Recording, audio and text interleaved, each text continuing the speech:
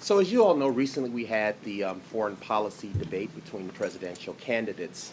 And it was interesting in that some of the issues that came to the forefront, the Middle East being the main issue in discussion, along with Afghanistan, it became really clear that the force of American foreign policy, or the focus of American foreign policy after the election, will more than likely be the Middle East. So this is certainly a timely conversation.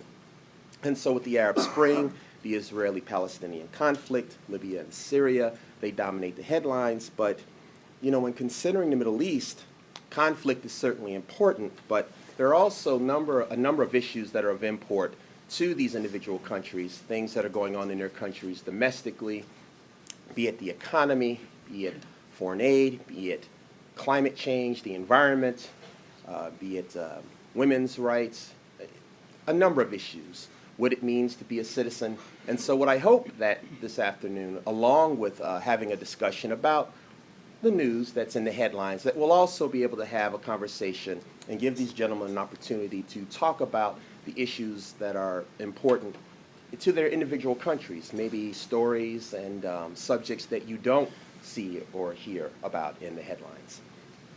But what we'll do now is that we will start with a general question. I will ask both gentlemen 2 opening questions, and then they will have about 5 to 10 minutes, however long they need to answer. So the first question I have is, in light of the foreign policy debate that we just had between President Obama and Governor Mitt Romney, obviously we all know that the U.S. has been in the region, has had a presence in the region for many decades, and I wanted to ask each gentleman a question about the long-term evolution and development of the region, and whether you feel the United States eventually will have to step back in order to allow the Middle East region to develop on its own, for these individual countries to forge their own path, or do you foresee a long-term influence of the United States in the region, and not necessarily militarily, but through aid, through political pressure, through economic influence? And so I will start with Consul General Gilad. Thank you, Steve. Thank you, Majid. It's a great honor to be here today with you. I would like to start by complimenting the Niagara Foundation, as you just did. I think since I came across of the Niagara Foundation, really it's a remarkable organization that is expressing a very moderate Islam, and indeed, as was the name of the first event that they invited me, they are really trying to bridge the gap. So indeed, you are doing a great job, and I thank you very much for hosting this event. The Arab Spring, as El-Rabi al-Arabi, as we call it in our language, if we want to gossip, Majid and I will speak some Arabic if we don't want you to understand. But we'll try to limit ourselves to not do it, even though we are tempted to do it. Indeed, nobody can underestimate the importance of these earthquakes that the Middle East has went through since actually the last 2 years. I think you know the details. Basically, for us in Israel, I think there are 4 major lessons from the what is known as the Arab Spring. The first lesson that you can't really never know what is happening in the Middle East. The Middle East is unexpected. Even if things are very calm, even if things, you know, we knew Mr. Mubarak for 30 years and we knew other people, you can never know what is happening under the surface. Hence, you should always be ready for being taken by surprises. Not only us, not only we were taken by surprise, also Arab regimes were taken by surprise. And I think this is one lesson that we need to take with us. The second lesson is that unlike what some people thought before, we never thought this way before, but the Palestinian issue, which I'm sure we're going to address later on, as important as it is not the only reason for all the negative things that are happening in the Middle East. The Middle East problem is much wider than the Palestinian problem. Indeed, the Palestinian issue needs to be addressed. I'll speak about it later on. But to put all the problems of the Middle East on the shoulders of the Palestinian conflict will be like taking a pyramid and putting it on its narrow head instead of putting it on the basis. This is only one of the problems of the Middle East, and indeed the Arab Spring have exposed many other social and political problems in the framework of the Middle East. The third lesson for us in Israel, that at the end of the day, unfortunately, we as a state can lean only on ourselves. Take Syria as an example. What is happening in Syria from a human point of view, not from an Israeli point of view, that's something terrible. That's a tragedy. The regime is digging trenches in the desert to bury people. 30,000 people lost their lives. And the international community can't do anything because two states are using their veto rights. And so for us in Israel, this is a negative lesson. And I hope we should not come to the day when we'll have to make up such a decision. But we know that at the end of the day, this is one lesson we learned from this situation, that at the end of the day, we can lean only on ourselves. So, Mr. Gilad. The fourth and the last lesson before I go to the United States role, because is that, but this is still a question mark, is this the end of the nation states in the Middle East as we know it? I'm not talking about, of course, about Egypt, which is a very stable place historically, but states like Syria, Libya, other states. I think the juries are still out, and I'm not sure that the answer is here or there, but this remains to be focused. Now, to go and to sum up my answer, going back to your question, I think the United States has nowadays and will have a balancing force, a positive balancing force in the Middle East, and even after this earthquake that we have witnessed for the last 2 years, they still have an extremely important role, even more important than what they had before the earthquake. The annual aid that goes to Israel, that goes to Egypt, that goes to Jordan is part of it, but this is not the only tool. Overall, I say the Middle East without the United States will be much less stable and much less secure place than the Middle East with the United States. Mr. Counsel General, again, so I would put forth the question, especially now with recent elections in Egypt and with upcoming elections in Israel in January, I believe, and also with our own current elections, there's a lot of uncertainty about the future of U.S. policy in the region. I would love to hear your opinions again on whether you feel, what role do you feel the U.S. can play or not play in the long-term development and evolution of the region? Actually, if I try to deal with the question, the first part of it at least, American policies in the Middle East since the 1950s, were bent to have close relation with oil-producing countries and enforcing American presence in and influence in the region through military presence and agreements and contacts and businesses and containing the points of problems, like, for example, what Egypt in the 1960s during Nasser, Iran during the 70s after the revolution. So American presence in the Middle East has been really a very complex presence, and it would be very simplistic to say or to predict what to do for American policy in the future after the uprising I would really call it more of an uprising really in the Middle East countries and Egypt included. To be more specific, I would say what has happened in the Middle East and Egypt included during the last 2 years is something that was long expected, but not for those who have really find themselves in a comfortable place. America found itself in a very comfortable place for 30 years with Mubarak. And I don't blame them. I don't blame any country. It wasn't only America. All the world dealt with Mubarak because it was easy doing business with one man. It was very easy, it was very profitable, and it was great. Now, since we have all these changes, you cannot continue to hope to do business with Egypt as in the past. America will have to devise some other vehicles for relations, will have to define the relations in a more positive and profitable for both sides, not only for the States, but also for Egypt as well. So, to be very blunt, I have great expectation. The relations are not moving in the wrong direction. And I would hate to say that for those who predict that American-Egyptian relation is the long goodbye, as people have in some think tanks have said.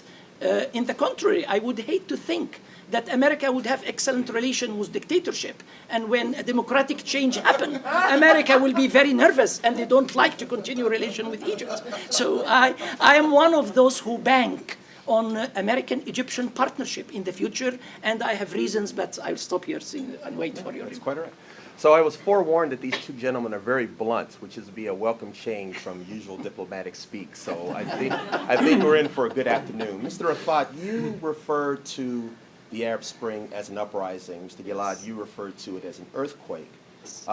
First, let's get back to a statement that you made, Mr. Refaat. You talked about the United States having to deal with these countries, these burgeoning countries, in a different manner.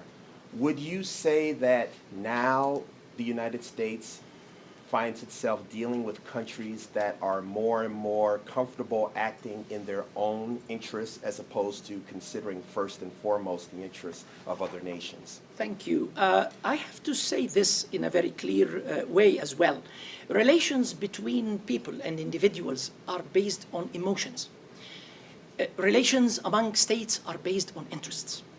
And that's why I'm comfortable that the Egyptian-American relation, if based on mutual interest for both sides, we will be able to forge better understanding. And the Egyptian policy towards American policies in the Middle East and in the global stage will be more sensitive to the public opinion of the Egyptian people and more sensitive to their aspirations and the way they think and the way they live. However, I have to say this, America is not going to lose influence in the Middle East. The influence of America in the Middle East, I have to tell you this, and I'm so happy to find a lot of Americans among you, the audience. And America is not strong because of its military presence. The influence of America in the Middle East is not because of armies and the military bases, nor because of the money that America presents to some of the countries, including Egypt. America has an influence in the Middle East because of the model that America represents. Many Egyptians may admire China, but no Egyptian would like to make Egypt become China. A lot of Egyptians would admire Germany, but no Egyptian would like to transform Egypt into Germany. America's strength is about the model that America represents and America reflects to the world.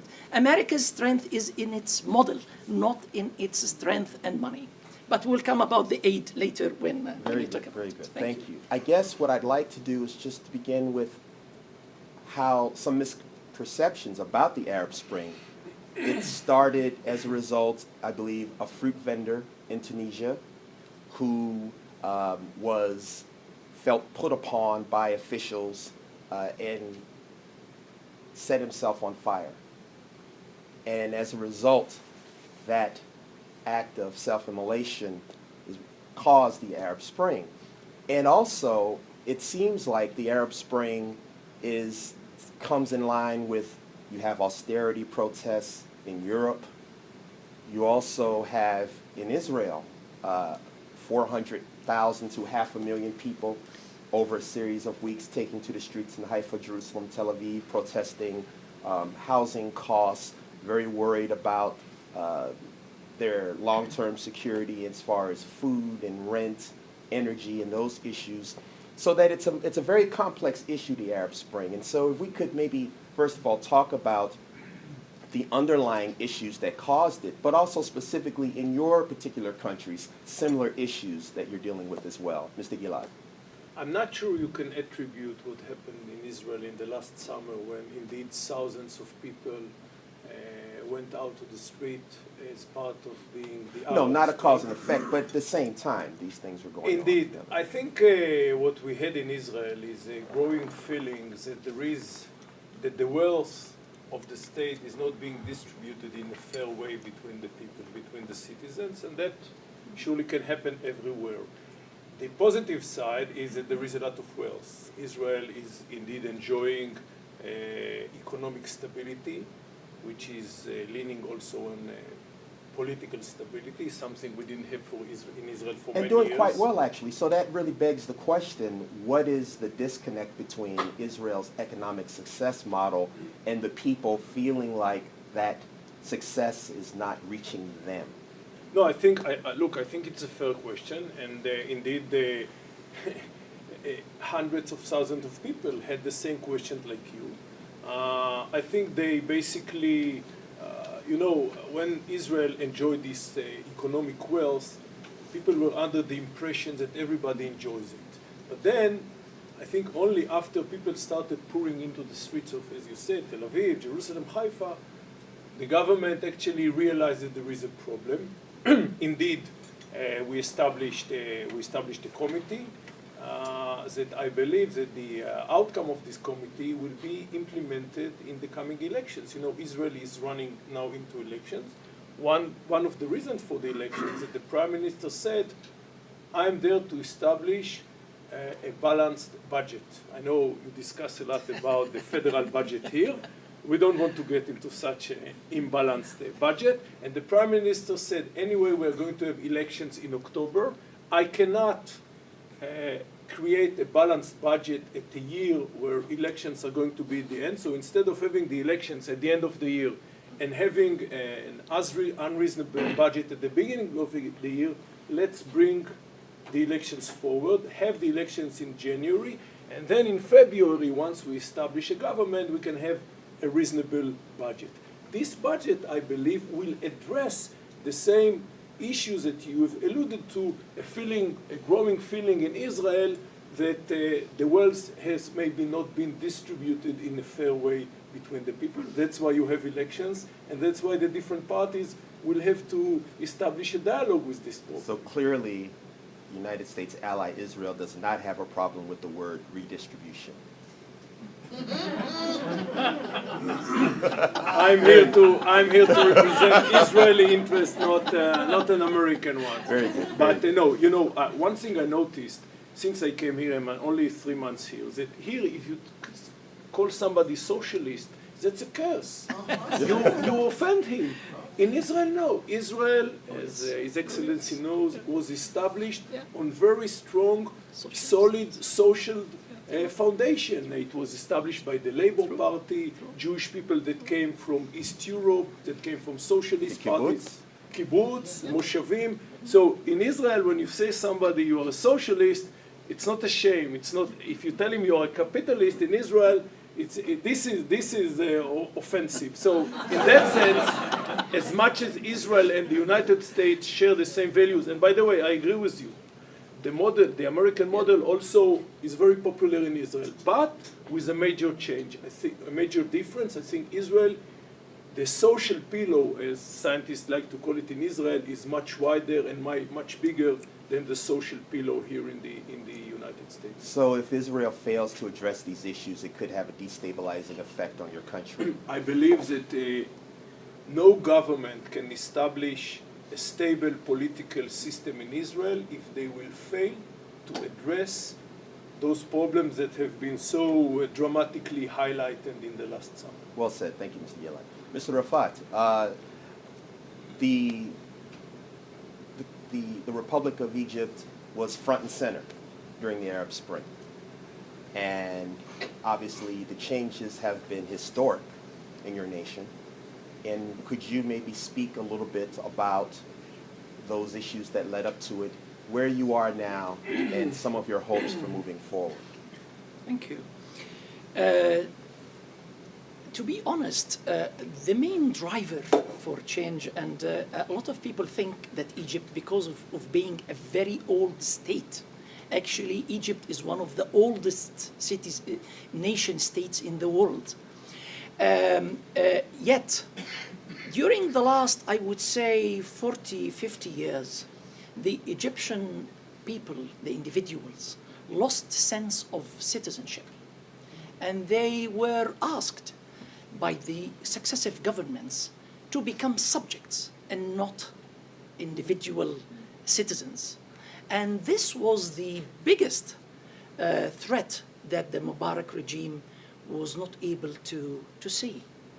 And I think, despite the fact that of our long history, the Egyptian people are not very patient, as a lot of people think.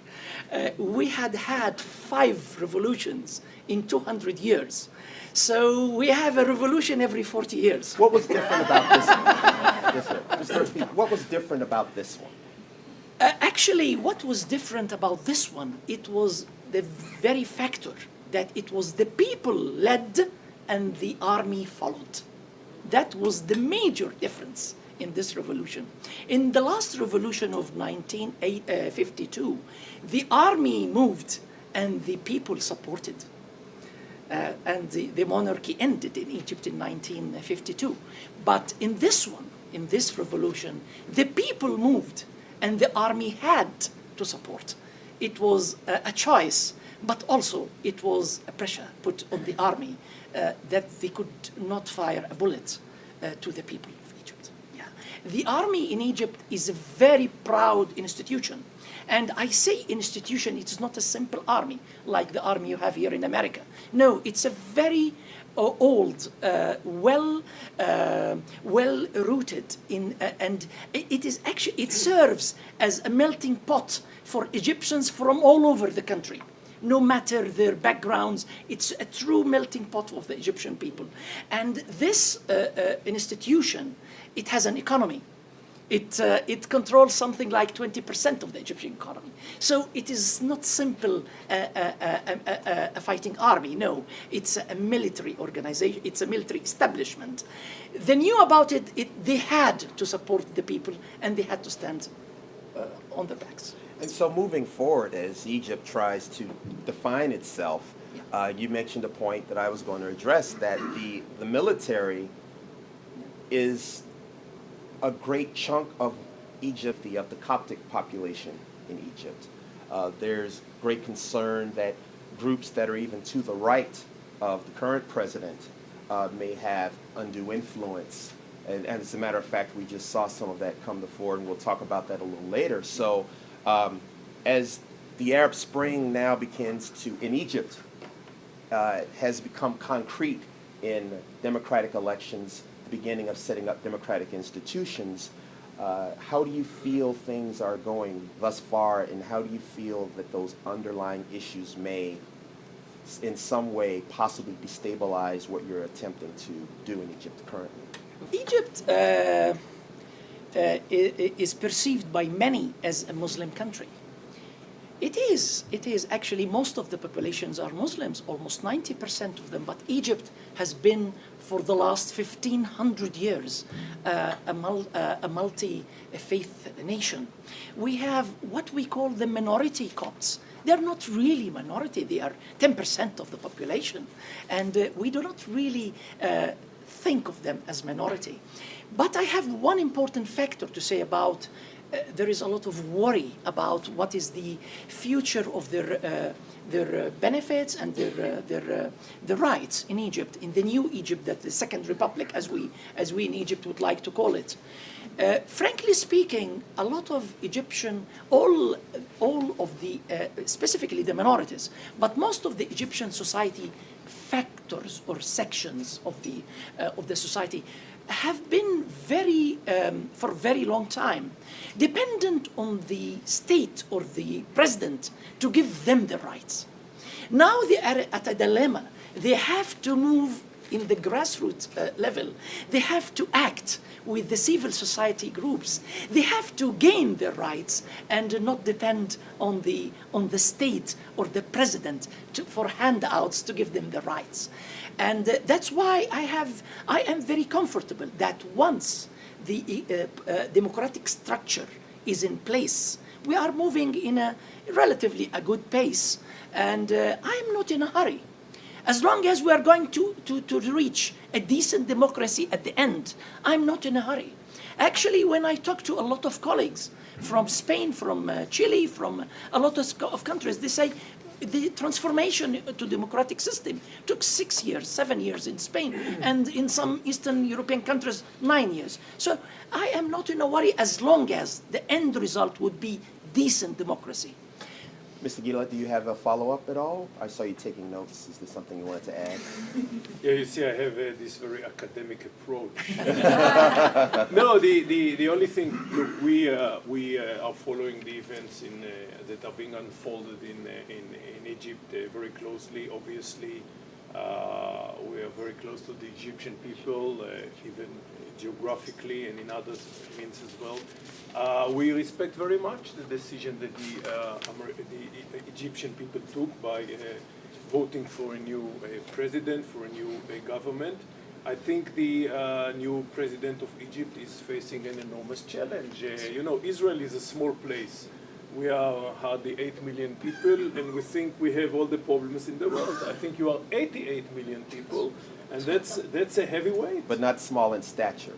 Well, still, you have to feed every morning 88 million people, and I think your number one income, tourism, was really damaged following this temporarily instability. So indeed, I'm not jealous of Mr. Morsi. I think he has a huge challenge, and I really would like to join the wish of my colleague here that Egypt will really overcome this period of instability. The only thing that I do not share is your fear that at least, I don't know who's going to be here, the administration on the 7th of November, but at least the current administration, I think they are very positive towards the changes that Egypt is going through. Yes. And this was during the time of the so-called revolution as well. They said we are not taking any side. The United States is for democracy. And as such, we cannot support the dictators. I think this was quite clear. So I don't know what think tanks think the opposite, but at least with the current administration, and Yes. I believe also with the following one, whoever it's going to be, I think you are in safe hands. True. Okay. I'm going to move us along to Syria in a moment, but I just wanted to follow up with the Egyptian Consul General about the recent news that the Muslim Brotherhood announced that Islamic law would serve as the basis of the country's newly drafted constitution, and how people should interpret that decision. It's another way to look to change. A lot of people inside Egypt and outside Egypt are very worried from change. They think that the relation with Egypt could be hampered, could have problems. Egypt is just like any other country. Just like Israel or United States, we have the population, most of them in the center, a little of them in the right, a little of them in the left. So Egypt is no exception whatsoever. So we do have in Egypt a varied structure of the society. The society is divided apparently between, most of the society is in the middle. And I would say Egypt throughout its history was never governed by ideology. Never. Was never governed by an ideology. Egypt has always been a country that is governed by leaders, maybe inspiring leaders, but not ideological leaders. So I'm safe. I feel very comfortable that whoever takes power in Egypt will never take ideology with him to the governing seat. So the government has guaranteed that this is not a movement towards theocracy.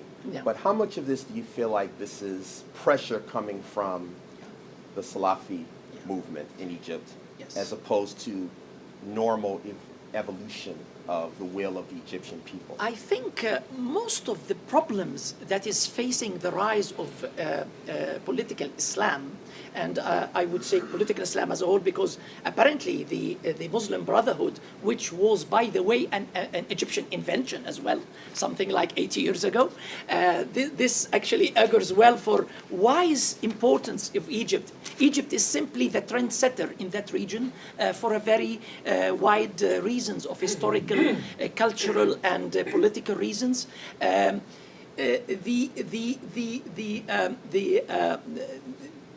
The reality of the Salafists actually and the Muslim Brotherhood, that they're new to politics. Actually, they have been the Muslim Brotherhood have been established for 80 years, but they have been established as a religious group. And what you can say in a religious group is totally different from what you can say when this religious group transforms into a political party. What was acceptable when they were talking about any topic of their in the discussion, being a religious group, it could be accepted. Well, I can listen to you. If I don't agree with you, I can still listen to you, and that's it. I differ. But when you are a political party, well, you need to talk in a politically accepted language. And I think all political parties in Egypt are on the learning curve. So what was being said by the Salafist group, which comprises no more, in my opinion, than 15% of the population, 5 months ago or 6 months ago will be different from what we can hear from them now, or from what we can hear from them 6 months now. Now they are having, they have this historic challenge to transform from religious groups into political parties, and what's acceptable for them to be saying all the time as a religious is not acceptable for them to say, especially for example, women's rights, and for Copts, and for even for other Muslims. They have made the country feel that there was Muslims and there were better Muslims, and there were so it's this difficulty they are facing, and I think this would be the driving force for them to change and evolve into more more responsible political parties. Thank you, Your Excellency. Thank you. So moving on to Syria. Syria, of course, has been in the news a lot lately. Tens of thousands of people either have been killed or disappeared or wounded. It's caused a refugee crisis in the surrounding nations, and there's been an uptick of the violence lately, a launch of intensive airstrikes against rebel strongholds because analysts say because Mr. Assad has concerns that the rebels are starting to dig in, and as a result, your Turkish colleague is not here, but I do feel a point to mention that the foreign minister of Turkey mentioned that he had great sadness that a ceasefire that had been in place did not hold. Syria's response was that as long as Turkey and the Gulf states and the West continue to support the rebels, that you will have this continuing conflict, blaming outsiders for the issues in Syria. Also, the Turkish Prime Minister talked about the possibility of creating no-fly zones. Obviously, he has a big stake in what's going on because of the flow of people across his border, and also because of recent military actions against Syrian military sites as a result of Turkish citizens who were killed just across the border. And so I guess the question that I have for both of you gentlemen, I'll start with you, Mr. Gilad, with these border actions, with this ticking violence, with all of the aid and money and weapons that are going into that area, is there a state of war in the region with Syria? Mr. Gilad. Thank you, Steve. Let me just, with your permission, refer in half a minute to the previous issue of Egypt. And I would, again, if somebody here expected to see some bad blood between me and my colleague, unfortunately I have to disappoint you. We agree on, I'd say, 90% of the agenda. And again, I agree with you. But I would say you spoke about learning curve, you spoke about women's rights, minority rights. For us, there is also another very important element. This is the Israeli-Egyptian peace accord of 1978, known also as the on my Camp David. list. Okay. It's coming. I was not sure you are going to address it. No, absolutely. So I decided to bring it because for Please. us it's a cornerstone of the relationship between us and Egypt, and what is more important, this is a cornerstone for stability in the Middle East. It was followed by another peace accord between us and between Israel and Jordan in 1994. Hopefully that it will be followed with another peace accord between us and the Palestinians. This peace accord is extremely important. If something, God forbid, will happen to this peace accord, I don't see how can any more peace accords Absolutely. follow. This is on Egypt. And just to lay it out for you, we're going to talk about Syria, we're going to talk a little bit about Iran, and then we will talk about Egyptian-Israeli relations. Okay. So it's definitely. So I'm sorry if I... It's okay. I It's am important thorough, to know. sir. I am thorough, if nothing else. No, On no. Syria, I said already that from a humanitarian point of view, what is happening in Syria is a shame to all international community. I mean, 30,000 people being slaughtered in the streets. There isn't much I can say about it. And it's not only about Turkey or... everybody should feel the shame. Nevertheless, as my colleague Majed said earlier on, international relationship, after all, it's about interests. And I will say now, I will shed now some light about Israeli interest vis-a-vis Syria. On one end, we must say that Mr. Assad, there is here an argument and a counter-argument. The argument is that Mr. Bashar al-Assad is the devil that we know. And indeed, the most peaceful border between Israel and its neighbors was the border with Syria. The Golan Heights was a very peaceful border. We had no attacks, and later on, when we go back to Israel-Egypt relationship, we can discuss a little bit the issue of Sinai, which is a problem. Yes. But the border in the Golan Heights was very peaceful.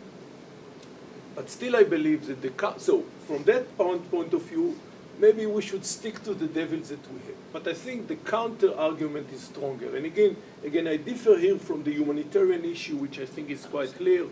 Mr. Assad lost all his legitimacy to rule Syria. But even if you take it from an interest point of view, Israeli interest, I'm sure Egypt has maybe a different interest. The main problem with Syria under Assad was that this was an Iranian proxy, just in the heart of the Middle East. Actually, it was the only Iranian proxy. It was the link between Iran and Hezbollah. It was the link between Iran and Hamas. It was the link between Iran and Palestinian Islamic Jihad. Most of the negative influence, Iranian influence in the politics of the Middle East in trying to destabilize the Middle East have been done through Syrian soil.